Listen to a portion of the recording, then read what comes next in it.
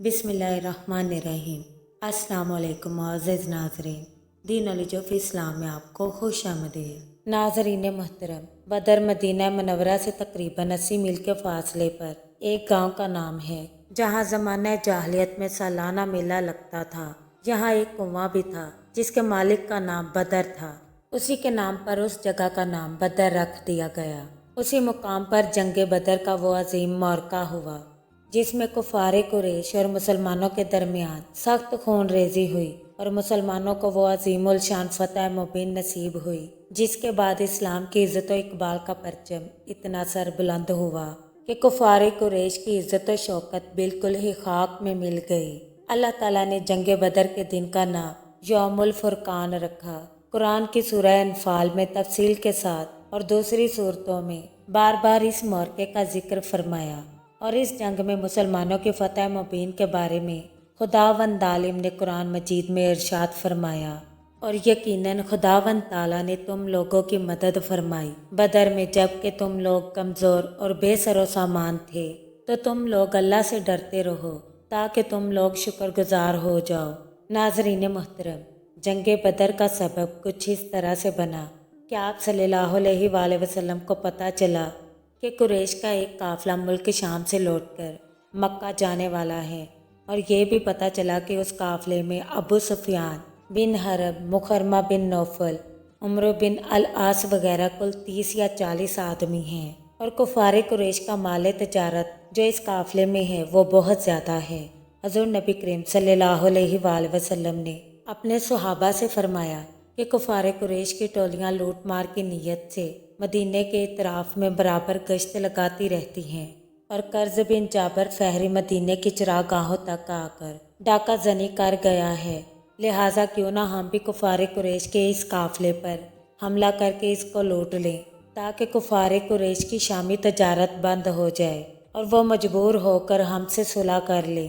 حضور صلی اللہ علیہ وآلہ وسلم کا یہ ارشاد گرامی سن کر انصار و مہاجرین اس کے لیے تیار ہو گئے۔ چنانچہ 12 رمضان 2 ہجری کو بڑی عجلت کے ساتھ لوگ چل پڑے، جو جس حال میں تھا اسی حال میں روانہ ہوا۔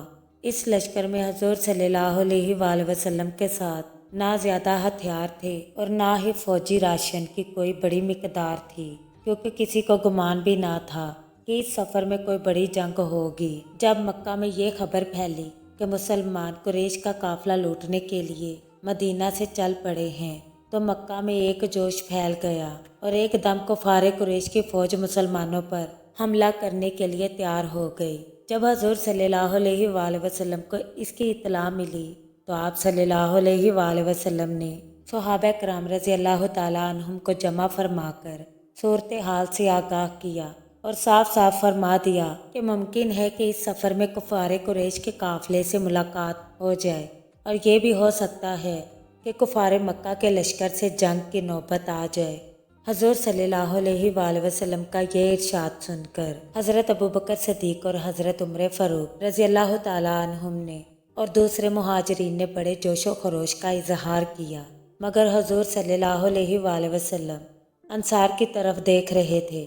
انصار میں سے قبیلہ خزرج کے سردار حضرت سعد بن عبادہ رضی اللہ تعالیٰ عنہ حضور صلی اللہ علیہ وآلہ وسلم کا چہرہ انور دیکھ کر بول اٹھے کہ یا رسول اللہ صلی اللہ علیہ وآلہ وسلم، کیا آپ کا اشارہ ہماری طرف ہے؟ خدا کی قسم ہم وہ جاں نثار ہیں کہ اگر آپ کا حکم ہو تو ہم سمندر میں کود پڑے۔ اسی طرح انصار کے ایک اور معزز سردار حضرت مقداد بن اسود رضی اللہ تعالیٰ عنہ نے جوش میں آ کر عرض کیا کہ یا رسول اللہ صلی اللہ علیہ وآلہ وسلم، ہم حضرت موسیٰ علیہ السلام کی قوم کی طرح یہ نہیں کہیں گے کہ آپ اور آپ کا خدا جا کر لڑے، بلکہ ہم لوگ آپ کے دائیں سے بائیں سے، آگے سے پیچھے سے لڑیں گے۔ انصار کے ان دونوں سرداروں کی تقریر سن کر حضور صلی اللہ علیہ وآلہ وسلم کا چہرہ خوشی سے چمک اٹھا۔ ناظرین محترم، مدینہ سے 1 میل دور چل کر حضور صلی اللہ علیہ وآلہ وسلم نے اپنے لشکر کا جائزہ لیا۔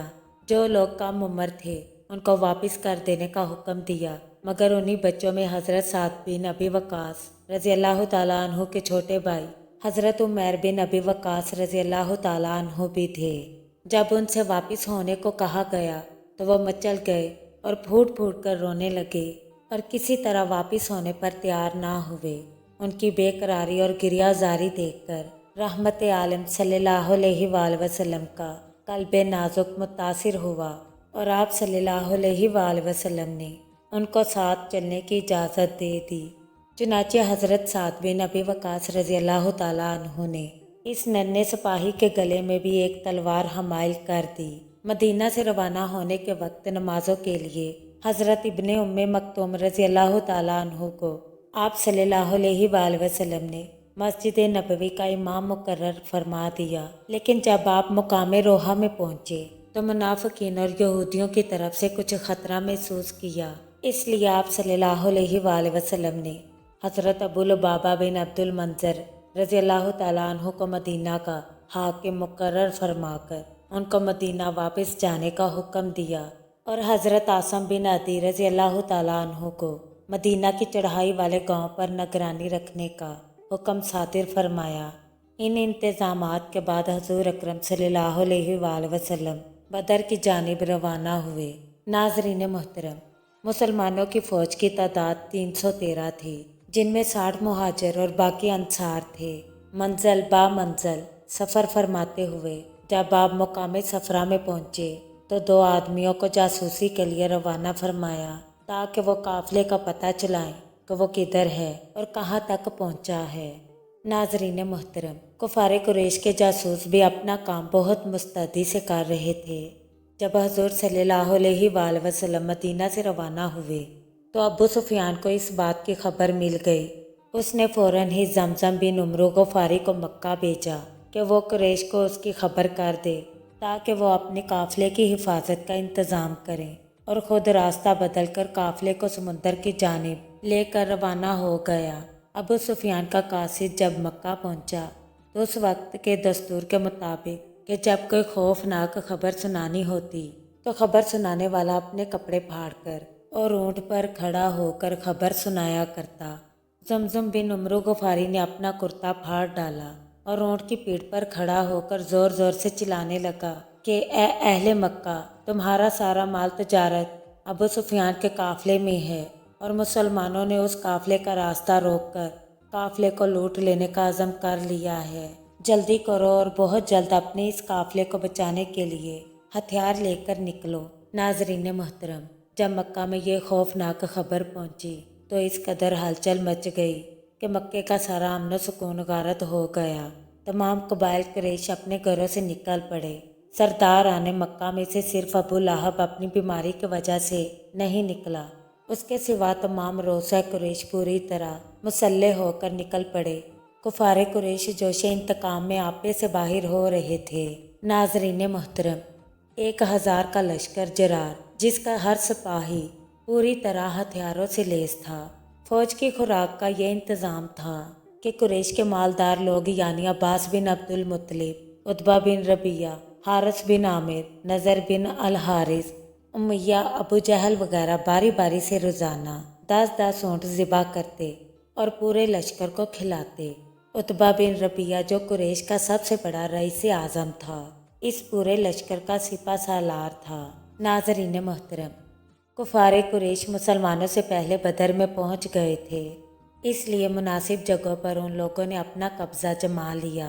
حضور صلی اللہ علیہ وآلہ وسلم جب بدر کے قریب پہنچے تو شام کے وقت حضرت علی، حضرت زبیر، حضرت سعد بن ابی وقاص رضی اللہ تعالیٰ عنہم کو بدر کی جانب روانہ کیا تاکہ یہ لوگ کفار قریش کے بارے میں خبر لا سکیں۔ ناظرین محترم، صحابہ کرام نے قریش کے 2 غلاموں کو پکڑ لیا جو لشکر کفار کے لیے پانی بھرنے پر مقرر تھے۔ حضور صلی اللہ علیہ وآلہ وسلم نے ان دونوں غلاموں سے دریافت فرمایا کہ بتاؤ، اس قریشی فوج میں قریش کے سرداروں میں سے کون کون ہے؟ تو دونوں غلاموں نے بتایا کہ عتبہ بن ربیعہ، شیبہ بن ربیعہ، ابو البختری، حکیم بن حزام، نوفل بن خویلد، حارث بن عامر، نضر بن الحارث، زما بن الاسود، ابو جہل بن ہشام، امیہ بن خلف، سہیل بن عمرو بن عبدود، عباس بن عبد المطلب وغیرہ سب اس لشکر میں موجود ہیں۔ یہ سن کر حضور صلی اللہ علیہ وآلہ وسلم اپنے صحابہ سے فرمانے لگے، اے مسلمانوں سن لو، مکہ نے اپنے جگر کے ٹکڑوں کو تمہاری طرف ڈال دیا ہے۔ ناظرین محترم، رمضان المبارک 2 ہجری جمعے کی رات تھی۔ تمام فوج تو آرام و چین کی نیند سو رہی تھی، مگر حضور صلی اللہ علیہ وآلہ وسلم کی ذات تھی جو ساری رات خداوند عالم سے لو لگائے دعا میں مصروف تھی۔ ناظرین محترم، جب صبح نمودار ہوئی تو آپ صلی اللہ علیہ وآلہ وسلم نے لوگوں کو نماز کے لیے بیدار فرمایا، پھر نماز ادا کی۔ نماز کے بعد قرآن کی آیات جہاد سنا کر مسلمانوں میں جذبہ پیدا کیا۔ مجاہدین اسلام کی رگوں کے خون کا قطرہ قطرہ جوش و خروش کا سمندر بن کر طوفانی موجیں مارنے لگا اور لوگ میدان جنگ کے لیے تیار ہونے لگے۔ ناظرین محترم، رسول صلی اللہ علیہ وآلہ وسلم نے رات کو ہی میدان جنگ کا معائنہ فرمایا۔ اس وقت آپ صلی اللہ علیہ وآلہ وسلم کے ہاتھ میں ایک چھڑی تھی اور اسی چھڑی سے زمین پر لکیر بناتے اور فرماتے جاتے تھے کہ فلاں کافر کے قتل ہونے کی جگہ یہ ہے اور کل یہاں فلاں کافر کی لاش پڑی ہوگی۔ چنانچہ ایسا ہی ہوا کہ آپ صلی اللہ علیہ وآلہ وسلم نے جس جگہ جس کافر کی قتل گاہ بتائی تھی اس کافر کی لاش ٹھیک اسی جگہ پائی گئی۔ ان میں سے کسی ایک نے لکیر سے برابر بھی تجاوز نہیں کیا۔ ناظرین محترم، صحیح مسلم کی اس حدیث سے صاف اور صریح طور پر یہ مسئلہ ثابت ہو جاتا ہے کہ کون کب اور کہاں مرے گا۔ ان دونوں غیب کی باتوں کا علم اللہ تعالیٰ نے اپنے حبیب صلی اللہ علیہ وآلہ وسلم کو عطا فرمایا تھا۔ ناظرین محترم، رمضان المبارک 2 ہجری جمعے کے دن حضور صلی اللہ علیہ وآلہ وسلم نے مجاہدین اسلام 17 کو صف بندی کا حکم دیا۔ آپ صلی اللہ علیہ وآلہ وسلم کے ہاتھ مبارک میں ایک چھڑی تھی۔ اس کے اشارے سے آپ صلی اللہ علیہ وآلہ وسلم صفے درست فرما رہے تھے کہ کوئی شخص آگے پیچھے نہ رہنے پائے، اور یہ بھی حکم فرمایا کہ صرف ذکر الہی کا ورد کرتے رہو اور کوئی شخص کسی قسم کا کوئی شور و گل نہ مچائے۔ ناظرین محترم، میدان بدر میں حق و باطل کی دونوں صفیں ایک دوسرے کے سامنے کھڑی تھیں، اور اللہ تعالیٰ سورہ آل عمران میں فرماتے ہیں، جو لوگ باہم لڑے ان میں تمہارے لیے عبرت کا نشان ہے۔ ایک خدا کی راہ میں لڑ رہا تھا اور دوسرا منکر خدا تھا۔ ناظرین محترم، حضور صلی اللہ علیہ وآلہ وسلم مجاہدین اسلام کی صف بندی سے فارغ ہو کر مجاہدین کی قرارداد کے مطابق اپنے اس چھپر میں تشریف لے گئے جس کو صحابہ کرام نے آپ کی نشست کے لیے بنا رکھا تھا۔ ناظرین محترم، حضور صلی اللہ علیہ وآلہ وسلم اللہ تعالیٰ کے حضور سجدہ ریز ہو گئے اور دعا مانگتے رہے، کیا خداوند تو نے مجھ سے جو وعدہ فرمایا ہے آج اسے پورا فرما دے۔ آپ صلی اللہ علیہ وآلہ وسلم پر اس قدر رکت طاری تھی کہ جوش کی وجہ سے چادر مبارک شانے سے نیچے گر جاتی، مگر آپ کو خبر تک نہ ہوتی۔ حضرت ابوبکر صدیق رضی اللہ تعالیٰ عنہ آپ کے یار غار تھے۔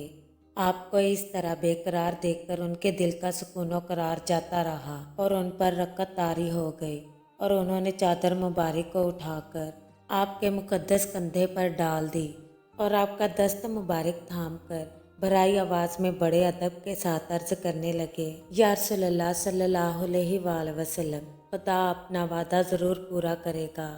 حضرت ابوبکر صدیق رضی اللہ تعالیٰ عنہ کی بات مان کر آپ صلی اللہ علیہ وآلہ وسلم نے دعا ختم کر دی اور آپ کی زبان مبارک پر سورہ قمر کی اس آیت کا ورد جاری ہو گیا کہ ان قریب کفار کی فوج کو شکست دے دی جائے گی اور وہ پیٹھ پھیر کر بھاگ جائیں گے۔ آپ اس آیت کو بار بار پڑھتے رہے جس میں فتح مبین کی بشارت دی گئی۔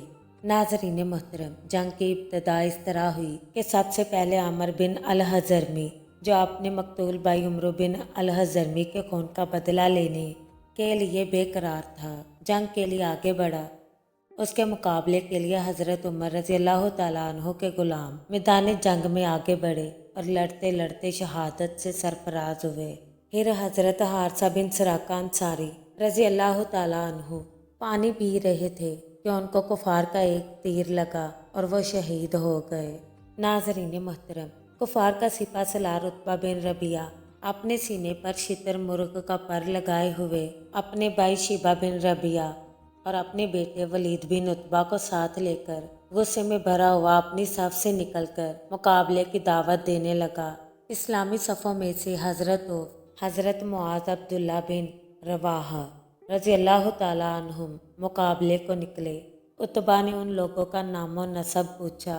جب معلوم ہوا کہ یہ لوگ انصاری ہیں تو عتبہ نے کہا کہ ہمیں تم لوگوں سے کوئی غرض نہیں۔ پھر عتبہ چلا کر کہنے لگا، اے محمد، یہ لوگ ہمارے جوڑ کے نہیں ہیں، اشراف قریش کو ہم سے لڑنے کے لیے میدان میں بھیجیے۔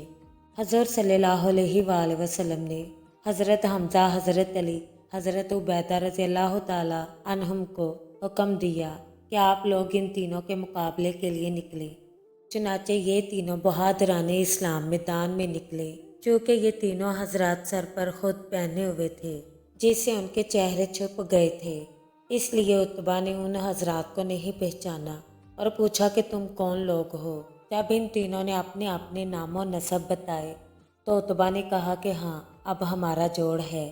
جب ان لوگوں میں جنگ شروع ہوئی تو حضرت حمزہ، حضرت علی، حضرت عبیدہ رضی اللہ تعالیٰ عنہم نے اپنی ایمانی شجاعت کا ایسا مظاہرہ کیا کہ بدر کی زمین دہل گئی اور کفار کے دل تھرا گئے، اور ان کی جنگ کا انجام یہ ہوا کہ حضرت حمزہ رضی اللہ تعالیٰ عنہ نے عتبہ کا مقابلہ کیا۔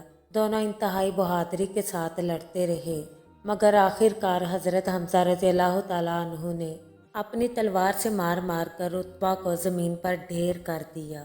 ولید نے حضرت علی رضی اللہ تعالیٰ عنہ سے جنگ کی۔ دونوں نے ایک دوسرے پر بڑھ چڑھ کر قاتلانہ حملہ کیا اور خوب لڑے، لیکن اسد اللہ الغالب کی ذوالفقار نے ولید کو مار گرایا اور وہ ذلت کے ساتھ قتل ہوا۔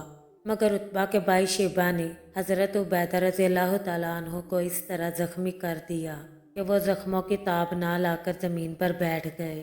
یہ منظر دیکھ کر حضرت علی رضی اللہ تعالیٰ عنہ جھپٹے اور آگے بڑھ کر شیبہ کو قتل کر دیا، اور حضرت عبیدہ رضی اللہ تعالیٰ عنہ کو اپنے کاندھے پر اٹھا کر بارگاہ رسالت میں لائے۔ حضرت عبیدہ رضی اللہ تعالیٰ عنہ کو جب بارگاہ رسالت میں لایا گیا تو اس حالت میں عرض کیا، یا رسول اللہ، کیا میں شہادت سے محروم رہا؟ رسول صلی اللہ علیہ وآلہ وسلم نے فرمایا کہ نہیں، ہرگز نہیں، بلکہ تم شہادت سے سرفراز ہوئے۔ حضرت عبد الرحمن بن عوف رضی اللہ تعالیٰ عنہ بیان کرتے ہیں کہ میں صف میں کھڑا تھا اور میرے دائیں بائیں دو نوعمر لڑکے کھڑے تھے۔ ایک نے چپکے سے پوچھا کہ چچا جان، کیا آپ ابو جہل کو پہچانتے ہیں؟ تو آپ نے اس سے کہا، کیوں بھتیجے، تمہیں ابو جہل سے کیا کام ہے؟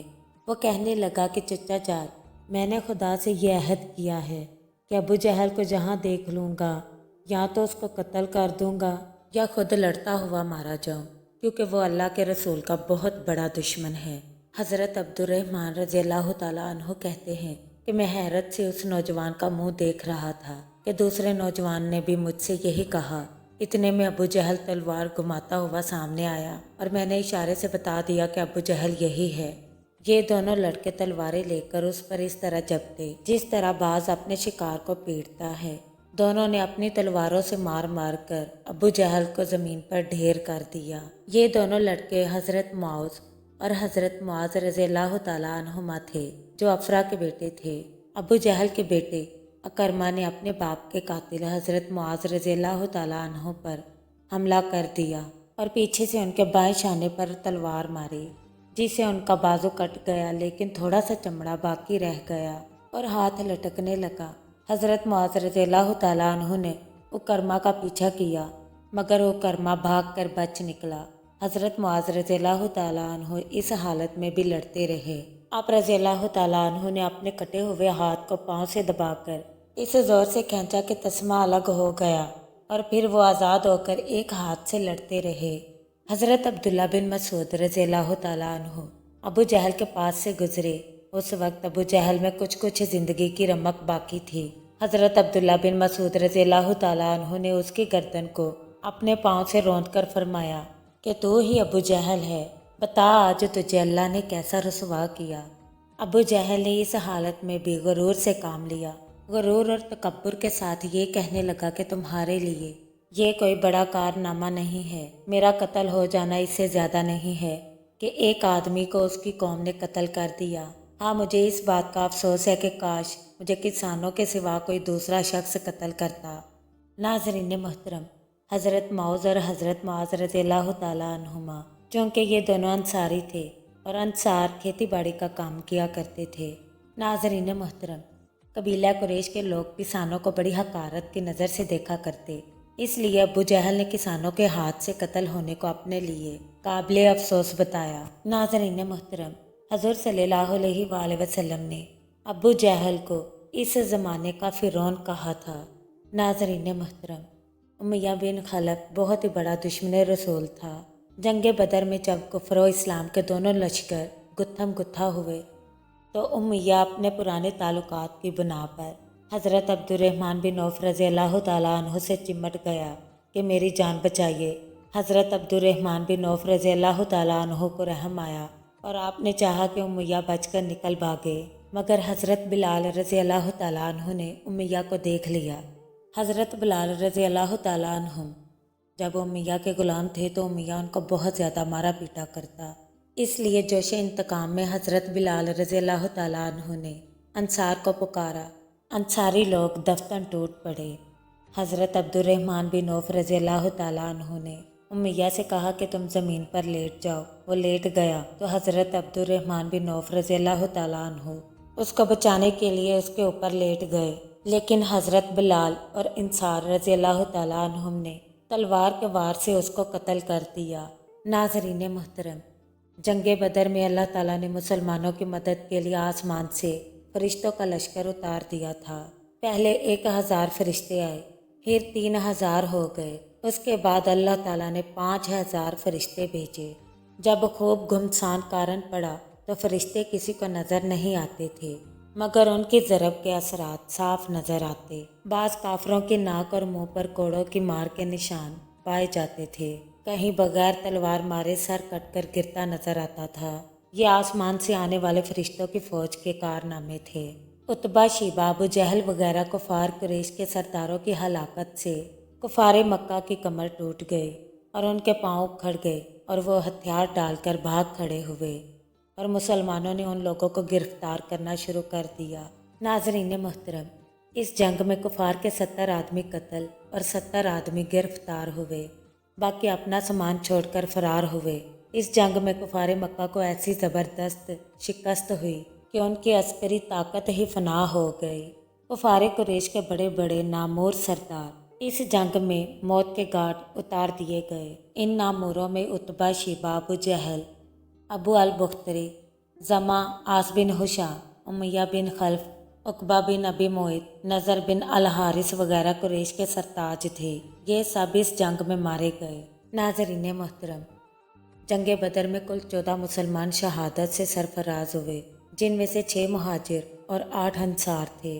شہداء مہاجرین کے نام یہ ہیں: حضرت عبیدہ بن الحارث، حضرت عمیر بن ابی وقاص، حضرت ذوالشمالین عمیر بن عبد عمرو، حضرت عاقل بن ابی بکیر، حضرت مہجہ، حضرت صفوان بن بیضہ، اور انصار میں سے حضرت سعد بن خزیمہ، حضرت مبشر بن عبد المنظر، حضرت حارثہ بن سراقہ، حضرت معاذ بن افرا، حضرت عمیر بن حمام، حضرت رافع بن مولا، حضرت عوف بن افرا، حضرت یزید بن حارث رضی اللہ تعالیٰ عنہم اجمعین۔ ان شہداء بدر میں سے 13 حضرات تو میدان بدر ہی میں مدفون ہوئے، مگر حضرت عبیدہ بن حارث رضی اللہ تعالیٰ عنہ نے چونکہ بدر سے واپسی پر منزل صفرا میں وفات پائی اور ان کی قبر صفرا میں ہے۔ ناظرین محترم، جب کفار کی لاشیں بدر کے گڑھے میں ڈال دی گئیں تو حضور صلی اللہ علیہ وآلہ وسلم نے اس گڑھے کے کنارے کھڑے ہو کر مقتلین کا نام لے کر اس طرح پکارا: کیا تم لوگوں نے اپنے رب کے وعدے کو سچا پایا؟ کیا تم لوگوں نے اپنے رب کے وعدے کو سچا پایا؟ ہم نے تو اپنے رب کے وعدے کو بالکل ٹھیک پایا اور ہمارے رب نے اپنے وعدے کو سچا کر دکھایا۔ حضرت عمر فاروق رضی اللہ تعالیٰ عنہ نے جب دیکھا کہ رسول صلی اللہ علیہ وآلہ وسلم کفار کی لاشوں سے خطاب فرما رہے ہیں تو ان کو بڑا تعجب ہوا، چنانچہ انہوں نے عرض کیا: یا رسول اللہ صلی اللہ علیہ وآلہ وسلم، کیا آپ ان بے روح کے جسموں سے کلام فرما رہے ہیں؟ یہ سن کر حضور صلی اللہ علیہ وآلہ وسلم نے ارشاد فرمایا: کیا عمر، اللہ کی قسم جس کی قبضہ قدرت میں میری جان ہے کہ تم زندہ لوگ میری بات کو ان سے زیادہ نہیں سن سکتے، لیکن اتنی بات ہے کہ یہ مردے جواب نہیں دے سکتے۔ ناظرین محترم، بخاری شریف کی اس حدیث سے یہ مسئلہ ثابت ہوتا ہے کہ جب کفار کے مردے زندوں کی بات سنتے ہیں تو پھر مومنین بھی زندوں کی بات سنتے ہیں۔ ناظرین محترم، فتح کے بعد 3 دن تک حضور صلی اللہ علیہ وآلہ وسلم نے بدر میں قیام فرمایا، پھر تمام مال غنیمت اور کفار قیدیوں کو ساتھ لے کر روانہ ہوئے۔ جب وادی صفرا میں پہنچے تو مال غنیمت کو مجاہدین کے درمیان تقسیم کیا۔ حضور صلی اللہ علیہ وآلہ وسلم نے ان قیدیوں کو تمام صحابہ میں تقسیم کیا اور تمام صحابہ رضی اللہ تعالیٰ عنہم سے آپ صلی اللہ علیہ وآلہ وسلم نے فرمایا کہ ان قیدیوں کو آرام کے ساتھ رکھا جائے۔ چنانچہ 2-2 4-4 قیدی صحابہ کے گھروں میں رہنے لگے اور صحابہ نے ان لوگوں کے ساتھ یہ حسن و سلوک کیا کہ ان کو بہتر سے بہترین کھانا کھلاتے۔ ناظرین محترم، اللہ تعالیٰ نے آسمان سے فرشتے بھیج کر مسلمانوں کو فتح نصیب فرمائی۔ ناظرین، امید کرتے ہیں آپ کو ہماری ویڈیو اچھی لگی۔ کامنٹ باکس میں اپنی رائے کا اظہار ضرور کیجیے گا، اور اس چینل پر نئے آنے والے دوستوں سے گزارش ہے کہ چینل کو سبسکرائب ضرور کر لیں اور بیل آئیکن کو پریس کرنا مت بھولیں تاکہ ہمارا ہر نوٹیفیکیشن آپ کو ٹائم پر مل سکے۔